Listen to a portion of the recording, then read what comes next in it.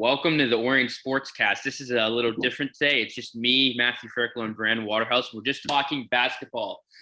No hockey. Maybe I'll throw in a question there. But Brandon, just to kind of get to the start, how long have you actually been like a mega fan of the NBA?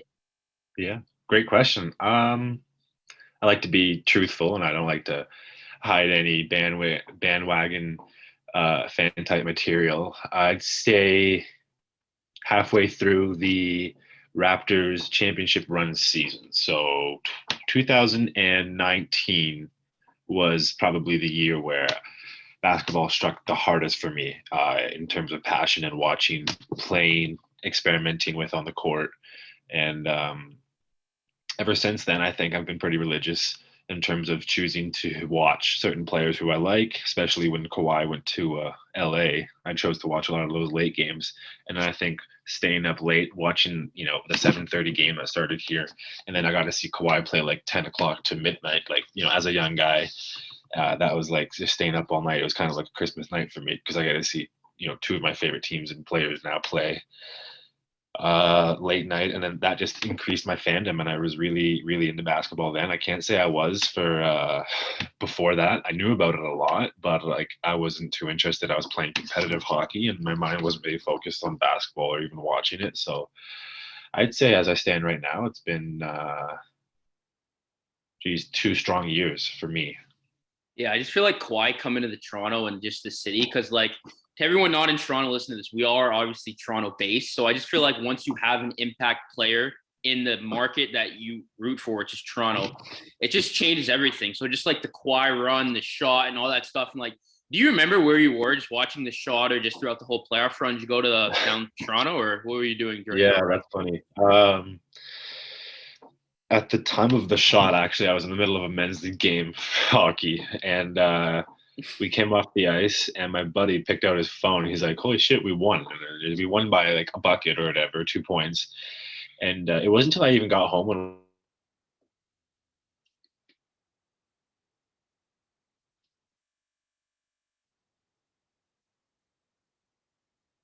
Yo, I can't hear you no more.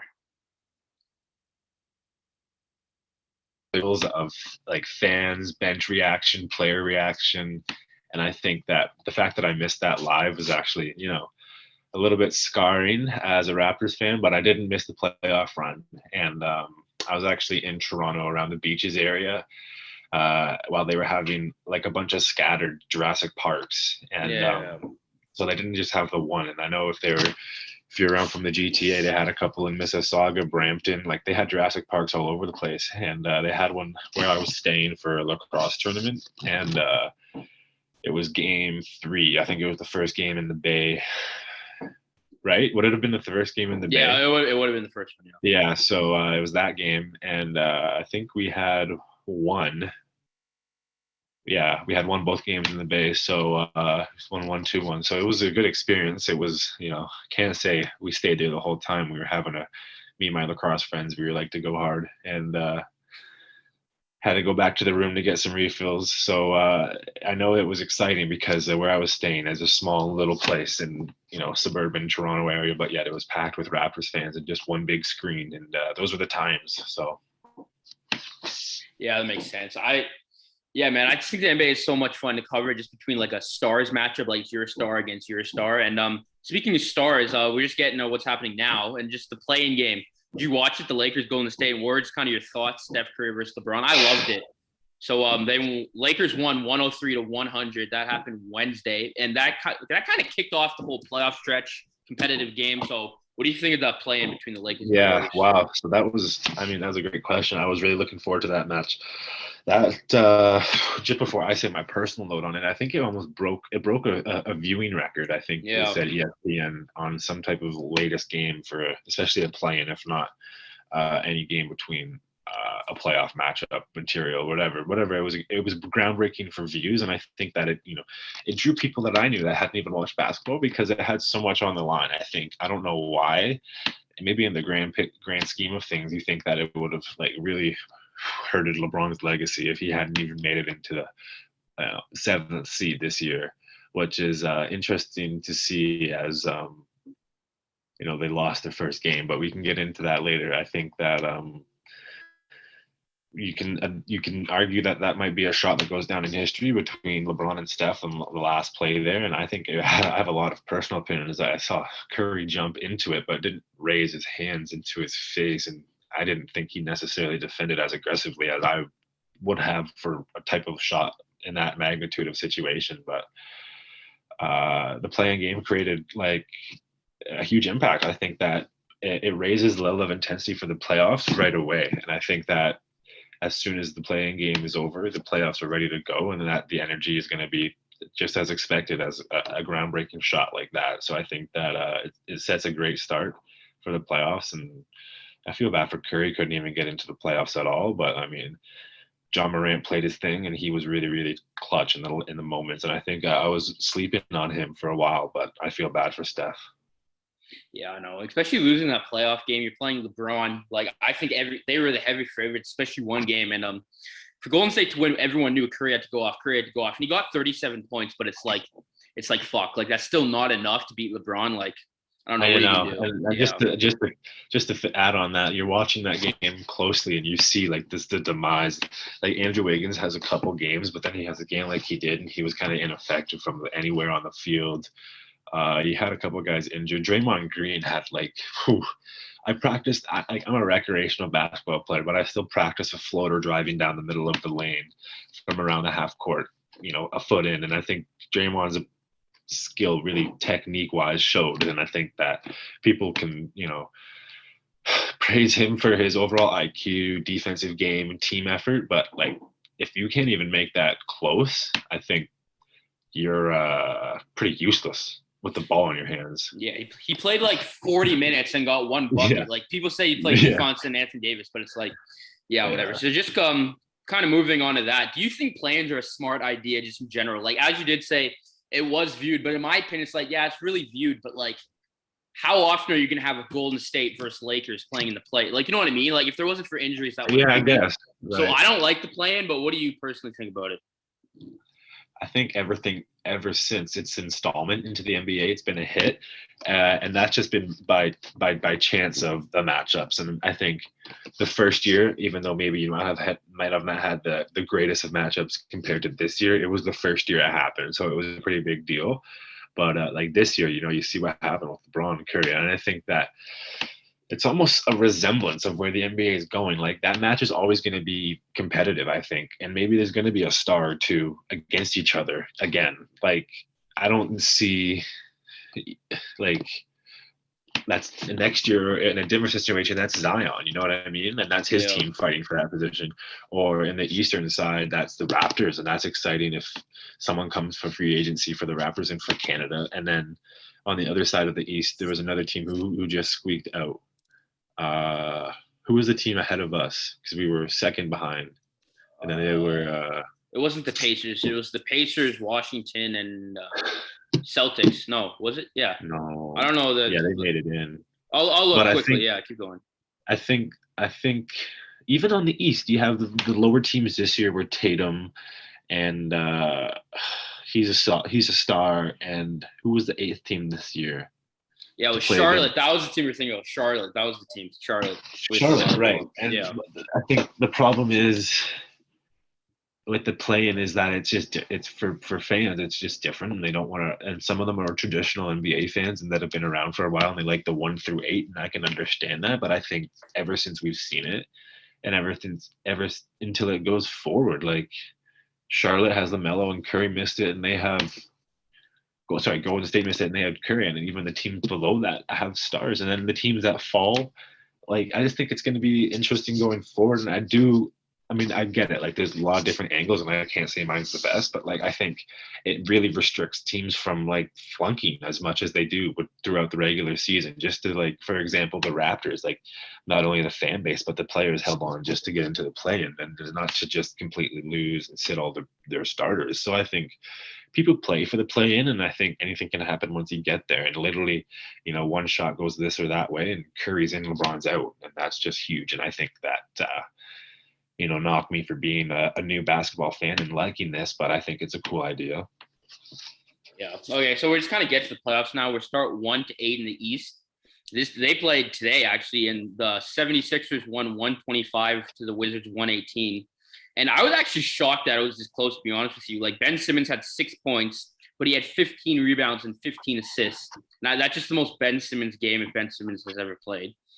And like, yeah, Embiid dropped 30. Tobias Harris needs to drop 37. But then you have Beal and Tobias Harris Westbrook had a showing. crazy, Yeah, crazy run. he played crazy. So do you think the Wizards are going to win, or is 76ers still the favorite? I'm taking the 76ers. Like I'll say Yeah, 76ers in 6 just because Westbrook is pretty good.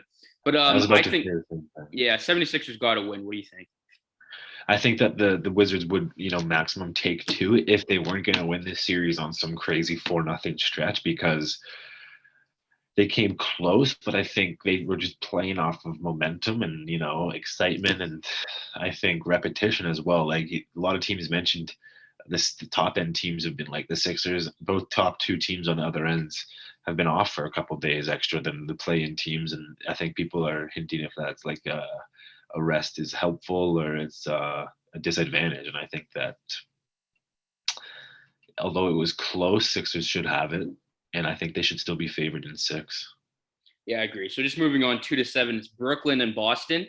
And like, I don't know, I just think they have Kevin Durant, James Harden, Kyrie Irving. So like they're a win, but Jason Tatum always puts up a fight. He'll get 30 or 40. He might even get 50 and they're still probably going to lose. So I guess the better question is, if Brooklyn doesn't win a championship this year, do you think it's a bust? It's really crazy. Like you think so going into the playoffs, and then you watch a couple games and quarters even of basketball, of playoff basketball, and you're like, wow, like anything can really happen, and the play goes really fast. And I think that breaks can go either one way or the other. And I think Jaylen Brown's hurt for the Celtics, right? Yeah. So I don't think that helps their chances at all, even though they had a close game. And you said, obviously Jason Tatum can go off, and whether he chooses to or not. First round will be embarrassing in anything less than 6. So I see something happening in 5 at least. And for the Nets, and obviously if it's bust, I think I would consider the finals a success, win or loss. Not getting there is a bust right now for me. I just think that until I see some more play from, I don't know, like the Sixers or who's the third seeded team right now? Milwaukee. Yeah, Milwaukee. I'm not too sure. Like, I hope as long as anything can stay healthy, but I think if they have to make it to the finals, that would be the minimum.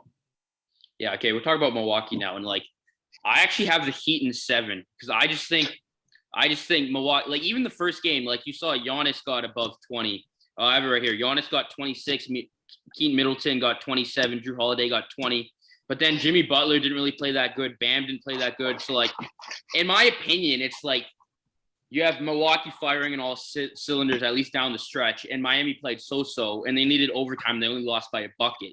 And I just saw what happened last year, and it's just like, yo, it's kind of the same teams. Like, yeah, they got Drew Holiday who can score a little bit better, but like, I still have Miami, and I think they do have Giannis, which I think Milwaukee will. That's why it goes the distance. But like, I'm taking Miami, just to be honest with you. I believe in Tyler Hero, Duncan Robinson, and those boys. What do you think? Yeah, I think that Tyler Hero has still like yet to break out of his shell that he's been in this kind of season, and the playoffs might be that time. And Duncan Robinson's been a little under the radar as well, but I think that like Jimmy Butler is as prepared as he was, if not more, than what he was last year when they won. And I think that you're right, like it's the same matchup, and even those seedings and a little bit of additions are different. I think I do have, and I was sleeping on beforehand, the Heat coming through because I don't know if it's determination, skill, or just defensive matchup against like a predictable Giannis. I just think that the Heat and even Eric Spoelstra will help come back.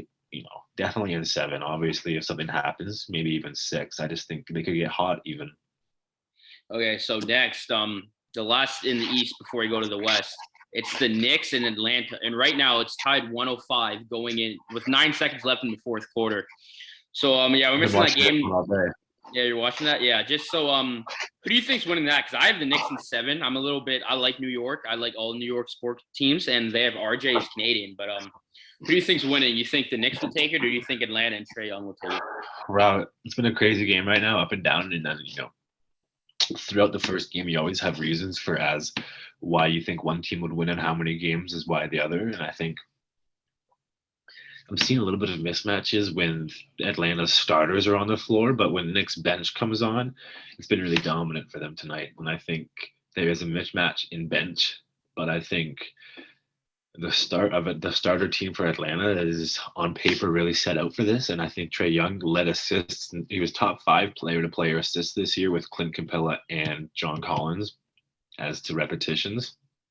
Yeah, And so I think, I'm huh? watching it in the corner of my eye, and Trae Young just got the game-winning bucket with zero point 0.9 seconds left. He's up by 2, and he's yelling at Spike Lee, and he's just looking all over the garden. So Oh no. great. He literally proved us wrong in real time. Josh, you should clip this and put it on YouTube because that's hilarious. I was literally just like, yeah, the Knicks will win in 7, and Trae Young might just got the winning bucket. So we'll keep everyone updated, but we are doing this live in between Okay, that. don't So say anything because you're like 5 to 10 seconds ahead of me. Because no fuck. if the play ends, I'm about to see what you just saw. But anyway, I think on paper the start versus start and the inexperience you can always factor in for the Knicks and them being the first time in the playoffs for a lot of them as a first timer team.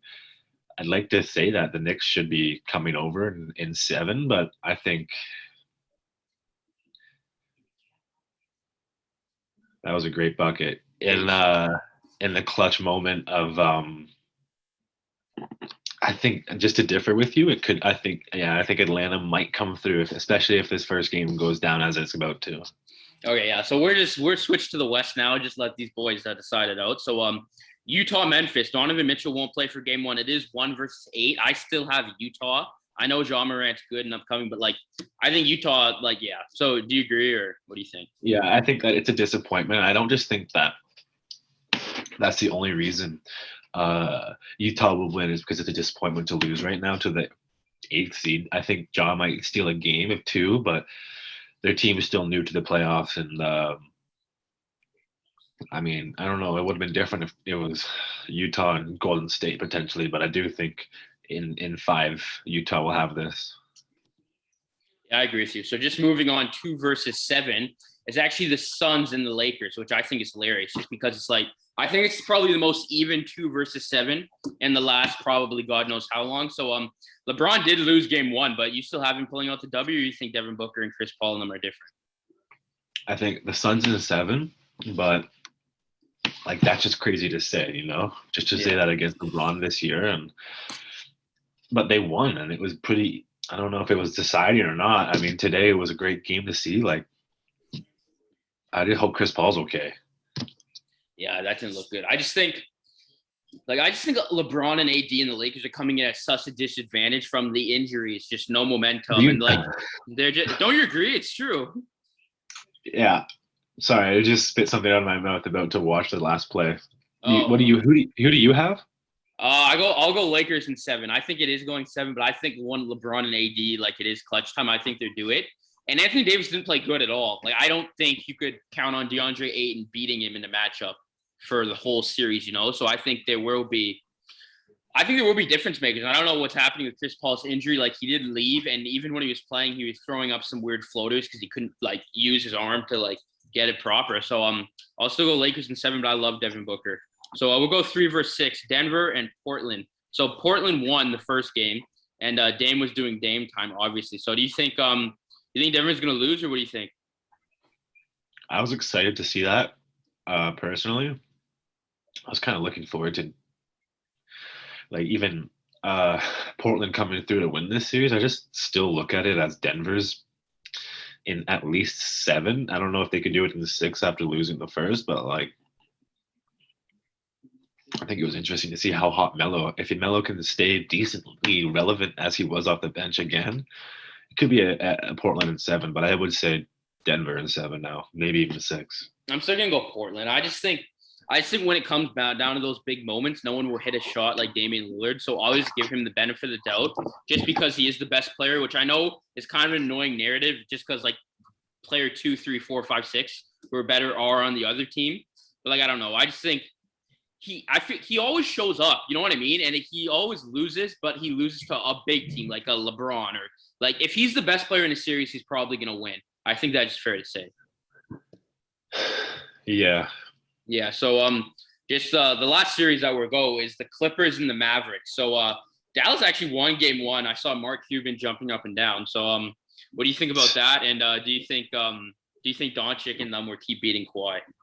I'll just be so upset if this happens, but like at the same time, Luka is one of my favorite players. I think to see him succeed, I actually hated seeing this matchup on paper because I just wanted both teams to at least make it to the second round somehow. And I think the fact that the Kawhi highlight last night and the posterized dunk is what all I can think about is upset because they still lost, and I can't get over the fact that Dallas might sneak away with this. I still have the Clippers in 7. I think Dallas will win. I don't know why, but I think they just match up Oh well. wow, yeah. But That's like gonna be interesting. I know Kawhi does come up big in the playoffs, but like I think it's safe to say every time he's won a chip, he was actually on the team that was best positioned to win. You know what I'm trying to say? Like even when the Raptors, This team's pretty good. This team's better than their last year's team. They just lost, man. They lost. I know, but game. I don't have any faith. Yeah, I don't have faith in Paul George though, and I think that's fair to say. I know he had a 2 for 8 3-point percent 13. It was brutal. He had a PG 13% playoff 13% performance for sure. But even Kawhi went 9 for 22 and 1 for 6. Like he still got 26 points, so no one talks about it. It's great to nitpick at one game. Obviously, I don't know if 2 games 2-0 that would be pretty scary to see. But okay, so we I just think it has to be different this year. Yeah, I agree with you. So we did talk about every first series, but who do you think's going to win it? And let's pick top 3 because I know everyone throws Brooklyn, but if it's not Brooklyn, who do you think's coming out of the West? And just what do you think about overall matchups? I'll go first. Like I think it will either be, I think Brooklyn will make it for sure. I'll go Brooklyn against the Lakers. I know everyone says that, and if I can't pick the Lakers, I'll go with the Suns. I just love those 2 teams. I know that's dumb, but whoever wins that series, I think will come out. Yeah. I love Devin Booker so much, and I just think he's different. And I think I would love to see Chris Paul get a ring finally. So I will go Suns. I think too. Suns / Lakers against Brooklyn. Yeah, it's a good point. Good question. As long as Chris Paul's okay and they win this series, the Suns do take the West, in my opinion. Even if the Lakers get through this, like God forbid the Clippers get through one as well and they play each other because that would be a hoedown. And I still think I have the Clippers. I think I've said this in my other friends' past. We all have the Clippers coming out. I still have the Clippers coming out. So I guess I would say my top 3 are the Nets, Clippers, and Suns. Fuck. Yeah, but like, do you guys think actually because the Clippers or because you guys like Kawhi? Like, let's be honest. No, I don't know why they said that. I like Kawhi. I actually think I'd love to see it. I'd love to see it, and I think that this could be a breakdown of a whole entire franchise again. Just how Oklahoma City broke down that one year after they got like absolutely shut out by Damian, and it just completely ruined everything they had going for them. Like Kawhi has an opt-out year next year, and he's or this year even he's an RFA, next year UFA. So it's all in the fate of of this team, and even Kawhi. I just don't have. That's it. That's a disappointment to me if they can't make it to the conference final. Yeah, I agree with you. I just think, yeah, it is. But the West is so tough, to be honest with you. Like, I think the West, like anyone from 1 to maybe 4, the top 4 teams, and LeBron, I could see them all coming out. So it would definitely be kind of fun to keep an eye on. But who do you have winning the MVP? They announced it, and I love these debates. So it's between Curry, Jokic, and Embiid. It's them 3. I personally have Steph. But who do you? And I do too. Yeah. Yeah. It's funny you say that. I think he deserves it. I just think it's unfortunate what happened to him around him this year. Yeah, I just think he's been the most impactful player, and I would obviously say the best player because like Embiid missed some time, and like I don't know. I just think it's so much better when the guy who carried the team that we didn't think was going to be in the mix, the real fan favorite. Exactly. Yeah. So I'll definitely go Steph. Yeah. I think so as well. Like, I don't know if it's like you can't just say the MVP is just because of the fan favorite. I mean, they do have the professionals and the reporters voting on it. I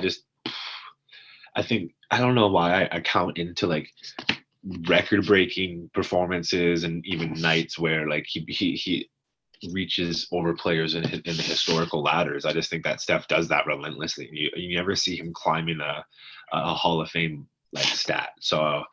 like, yeah, Jokic was consistent. That's great. But like now I'm pretty pissed off that people say like Edwards can't be the rookie of the year because he played every game, was pretty consistent. But like LaMelo was hurt and did everything great. Like, okay, I think like I don't really care about Embiid. Like Steph did everything great, missed a couple games, but people are going to count him out. He was the most exciting player, and people want to give LaMelo the rookie of the year. I just think that LaMelo, if he's going to get it, Curry should get it. But if Jokic gets it, I think Edward gets it. And if that's the thing, I want that to be clipped right now because that's pretty interesting. But Yeah, I know what you're trying to say. I just think, especially in basketball, like injuries have fucked up so much in the last couple of years that like it's so hit or miss. Because like I understand the logic if you give it to this guy or that guy based off an injury. So I think everyone thinks about it differently. So I don't really know how the votes are going to come down. It will be interesting to see. But last question before we leave: are you LeBron or MJ?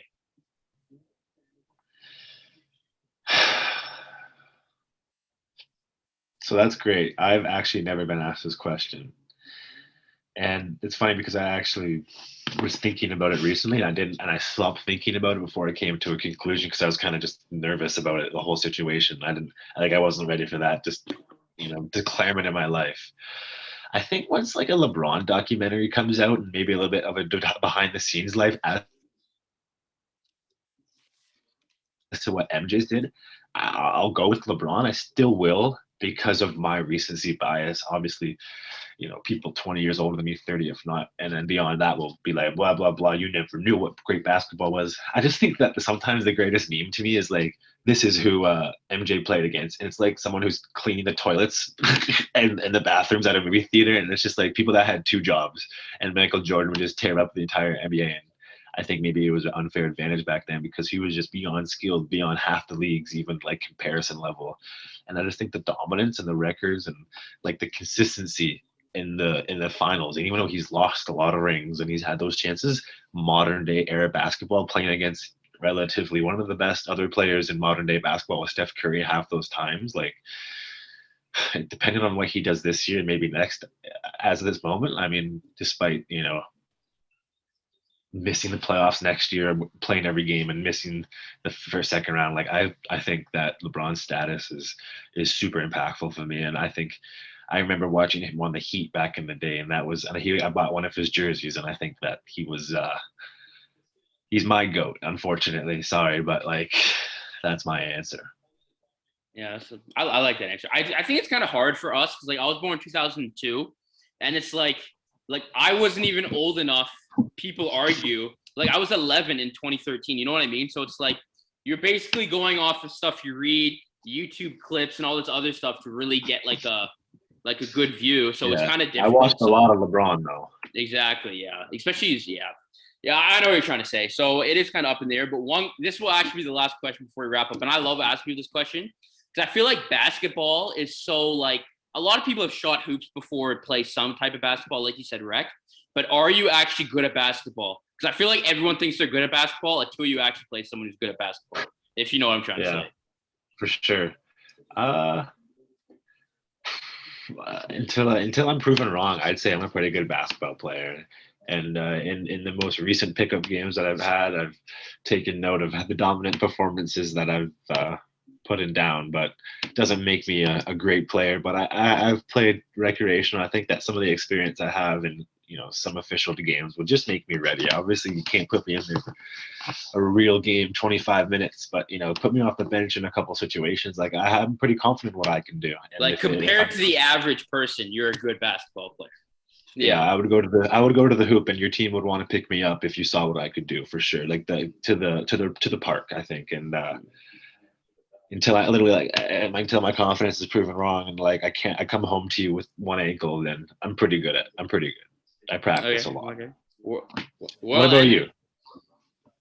See, I think I am really good, but I saw Andrew Wiggins live when I was a kid because like he went when he was in the 9th grade before he moved to the States and he was still playing here. Yeah. That's not the average person though. Yeah, I know, but like I just saw him playing and I was like, yo, like there's not a chance but he was playing against average people because he went to a normal ass high school. So everyone was normal except for him, but he made the normal people look unnormal. Like, do you know what I'm trying to say? Like, I think they were winning by like 30 or 40, and he would actually pass it to like a 9th grader or a 5'4" white kid, and this guy was putting up threes. He missed the first four, but he just kept feeding him until he hit him. Like he literally did whatever he wanted. That's my point. So like compared to them, obviously, no, I'm not a good basketball player, but I think if you put me in a random school in the States, like a random high school, I think Yeah. I think I could make the team, but I would not start. Like, you know what I mean? That's Like great. I Yeah, have man. enough We skill. gotta link up and play some rep. Yeah, we'll play. Like I'm about 5'10", 5'11". I have good handles, but man, it's just the shooting. It's just the shoot. Yeah. Like you No, got to I put think time and yeah. shooting is my advantage, and I'm 6'4", 5 out there, even with my real shoes on the hardwood. And I think that like I work on my deep range shooting. Like I just try to stand there without jumping, so that when I get there, it's more regular to my natural foot stance. And even though I'm a big guy, I like to practice the little man skills. And I think that I still have I still get in the post and try to do the dream shake every once in a while, because I think it's Oh, important never to lose track of the tall man status center position. But it's always hard to do it when you're playing by yourself. You can't just stay in the center position yeah. post doing that for all the time. I argue I have good handles as well, and I'd love to. Yeah, I just can't wait to put it to the test against someone, and yeah, see what it can do, especially in a real hardwood gym. You know, it's been for Canada and It's Toronto, been the forever. GTA. Yeah. We've been playing outside for the past year. So good question.